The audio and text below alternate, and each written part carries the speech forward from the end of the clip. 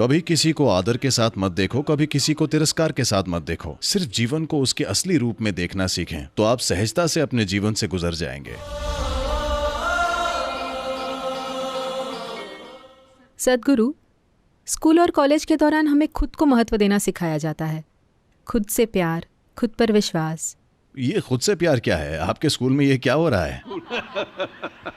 समाज में आमतौर पर हमें इस हद तक खुद को महत्व देना सिखाया जाता है कि हम ये भूल जाते हैं कि विनम्र कैसे रहे। तो क्या आप हमें ये बता सकते हैं कि हम फिर से विनम्र कैसे हो सकते हैं?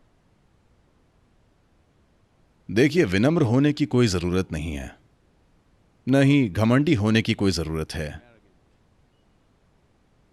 अब जब आप मुझसे ये सवाल पूछ रही हैं, चलिए मैं आपको बताता हूं। मेरी बेटी मेरे साथ सफर करती थी, मेरे साथ अकेले कार में, जब वो 3.5 महीने की थी। मैं कार में इस छोटी सी बच्ची को लेकर देश भर में घूमा तो वो कई लोगों के घरों में बड़ी हुई। मैंने एक नियम बनाया, क्योंकि हर कोई बड़ों के साथ ये समस्या है, जब वो किसी बच्चे को देखते हैं तो वे उस पर टूट पड़ते हैं। एक हिंसक जानवर की तरह वे कुछ न कुछ सिखाना चाहते हैं। ये इतना हर कोई 1 2 3 4 या ABCD या Mary had a little lamb सिखाना चाहता है। मैंने कहा, देखिए, मैं नहीं चाहता कि वो ABC 1 2 3 जाने, नहीं मुझे इसकी परवाह है कि मेरी के पास एक लैम्प था या नहीं। तो कोई नहीं, एक नियम है कि आप उसके साथ खेल सकते हैं, कोई उन्हें कुछ सिखाएगा नहीं। तो वो हंसते खेलते बड़ी हुई। 18 महीने की होते होते वो धारा प्रवाह 3 भाषाएं बोल रही थी। क्योंकि किसी ने उसे कुछ सिखाया नहीं तो वो सुन रही थी।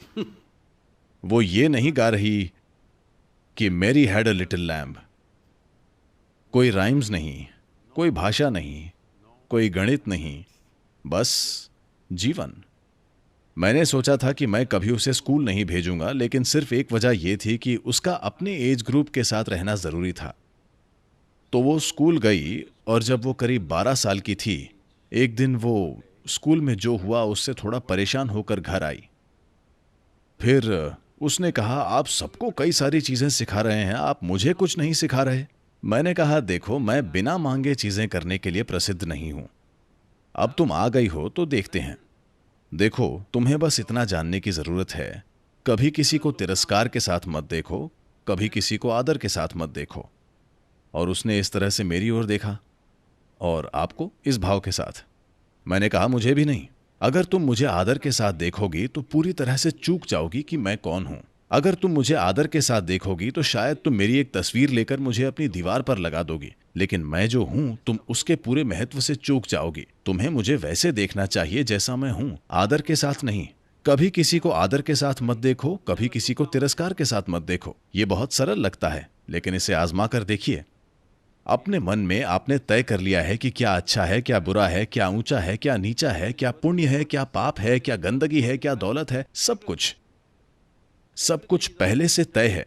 एक बार आप ये तय कर लेते हैं, फिर कोई रास्ता नहीं है। आप किसी को आदर या किसी को तिरस्कार के साथ नहीं देख सकते। जिसे आप बुरा समझते हैं उसे आप तिरस्कार से देखेंगे, जिसे आप अच्छा समझते हैं उसे आप आदर से देखेंगे। अगर आप इसे हटा दें और सिर्फ जीवन को उसके असली रूप में देखना सीखें तो आप सहजता से अपने जीवन से गुजर जाएंगे, बिना संघर्ष के। अभी समस्या यही है, आप कुछ लोगों को आदर के साथ देख रहे हैं, कुछ लोगों को तिरस्कार के साथ, और फिर उनके साथ विनम्र होने की कोशिश कर रहे हैं। विनम्र होने की कोई जरूरत नहीं है। हर किसी से उतनी ही कठोरता से बर्ताव कीजिए जैसा आप अपने साथ करते हैं। मतलब अगर आप खुद से सख्ती कर रहे हो तो, अगर आप खुद को खुश रखते हैं तो दूसरों के साथ यही कीजिए। फिर आप थक जाएंगे, उसके बाद आप वैसे भी उनसे कठोर बर्ताव करेंगे। Yes. तो ये सरल है। मैं आपको वही चीज बता रहा हूं जो मैंने उसे बताई थी। इसने उसके लिए चमत्कार की तरह काम किया। कभी किसी को आदर के साथ मत देखिए, कभी किसी को तिरस्कार के साथ मत देखिए। बस हर चीज को वैसे देखिए जैसी वो है। यही इस संस्कृति की बुनियाद है। अगर आप मंदिर जाते हैं तो आप क्या करते हैं? हाय, आप क्या करते हैं? अगर आप कभी मंदिर जाते हैं तो आप क्या करते हैं? नमस्कारम। अगर आप किसी पुरुष को देखते हैं तो क्या करते हैं? नमस्कारम। किसी महिला को देखते हैं तो क्या करते हैं? नमस्कारम। पेड़ को देखते हैं तो क्या करते हैं? नमस्कारम। आप एक पत्थर को देखते हैं, आप क्या करते हैं? नमस्कारम। एक गाय, सांप, गधा, बंदर, हर किसी को नमस्कारम। क्योंकि मूल रूप से इसका यही मतलब है। इसे वैराग्य कहते हैं। वैराग्य मतलब अपना जीवन त्याग कर कहीं और चले जाना वैराग्य नहीं है। ऐसी कोई जगह नहीं है जब तक कि आप उस शख्स के साथ नहीं जाते अंतरिक्ष में। मुझे लगता है वो आपको एक तरफ के टिकट के साथ भेजते हैं, वरना जाने के लिए कौन सी जगह है? आप जहां भी जाते हैं वहां भी जीवन ही है ना? तो वैराग्य का मतलब यह है। वैराग्य का शाब्दिक अर्थ है रंग से परे। इसका मतलब है कि आप पारदर्शी हो गए हैं। अगर आप पारदर्शी हैं तो जीवन का हर आयाम आपसे होकर गुजर जाता है, मगर वह आपको छूता नहीं है। आप जीवन को जिस हद तक चाहें संभाल सकते हैं। जिसे आप संभाल सकते हैं संभालिए, जिसे आप नहीं संभाल सकते उसे न संभालिए। लेकिन आपके जीवन में अगर आप वो नहीं करते जो आप नहीं कर सकते तो ये कोई समस्या नहीं है। लेकिन अगर आप वो नहीं करते जो आप कर सकते हैं तो आप एक तबाही हैं। जैसे ही आप सोचते हैं कुछ अच्छा है, कुछ बुरा है, कोई ऊंचा है, कोई नीचा है, कई सारी चीजें जो आप जीवन में कर सकते हैं नहीं करेंगे, सिर्फ क्योंकि आपको लगता है कि वो बुरा है, सिर्फ क्योंकि आपको लगता है कि वो नीचा या ऊंचा या जो भी बकवास है। तो हमारे जीवन में ये सबसे महत्वपूर्ण है, क्योंकि ये एक छोटा सा जीवन है। बहुत थोड़ा सा समय है मनुष्य की क्षमता के खिलने के लिए। इस जीवन में यहां अगर आप चुन रहे हैं कि क्या करना है और क्या नहीं करना है, नहीं, हर चीज जो आप कर सकते हैं वो होनी चाहिए। जो आप नहीं कर सकते वो नहीं होती, कोई बात नहीं।